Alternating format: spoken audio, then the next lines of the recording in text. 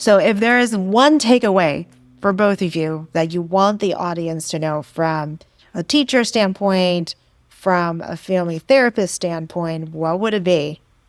If they forgot about our entire conversation and then just like one thing you want them to remember.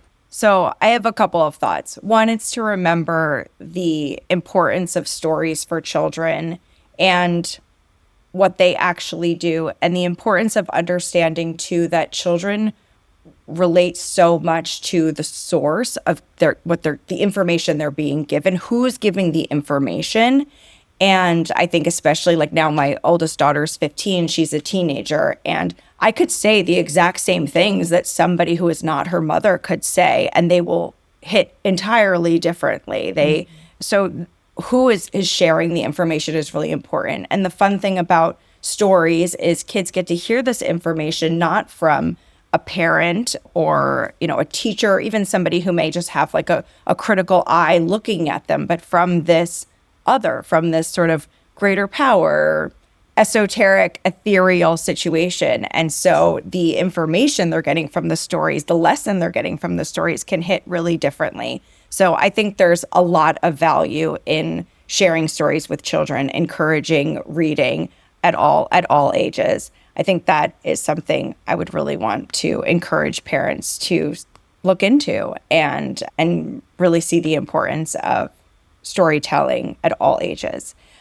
And I think the other thing is really just helping our children to understand all of the magic and power that they have within themselves, because at the end of the day, we don't remember the things, remember the feelings. We always remember how we made someone feel, how someone made us feel.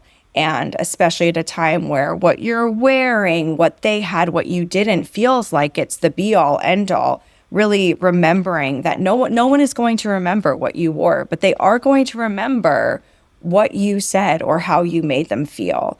And that is so important. And that gives children a tremendous amount of power. So I think, those would, in my perfect world, everybody would really understand or be able to validate how valuable that is. I love it. I couldn't agree more. So well said, Sophie. I mean, the key things that stand out are reading children's books are an opportunity for connection, understanding, and real empathy. Like, teaching empathy is so huge. And I think that's what Sophie's talking about, is this idea of deep connection, understanding, and empathy. And people, I think, misunderstand empathy a lot. People think empathy is helping or fixing or doing or something like that. And empathy really is like, imagine you're in the passenger seat of someone's car and they're giving you a tour of their life, and you're just there to witness it all, take it all in, understand what they're showing you as best you can, and being with them. And that is empathy. So when you're reading with your children, you're with them. You're exploring this imagination and this world with them. And what are these feelings that come up for you? And how do you see this? And how do you take this in? And how are you feeling about this? And this is what I feel when I see this. And let's share this moment together and be present.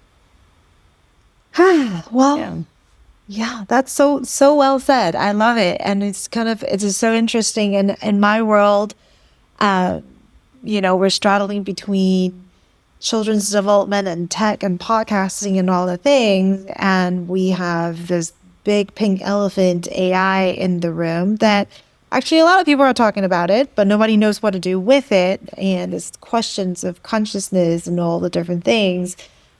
And what are our kids going to do? I think that is like, what are they going to do? What kind of job are they going to do? In terms of professional development as we know it, it's pretty much has gone out of the window, if it will be if it hasn't already.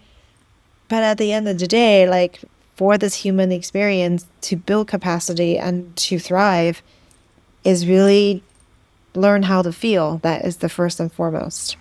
And I feel like once they have that down, everything else is pony tricks.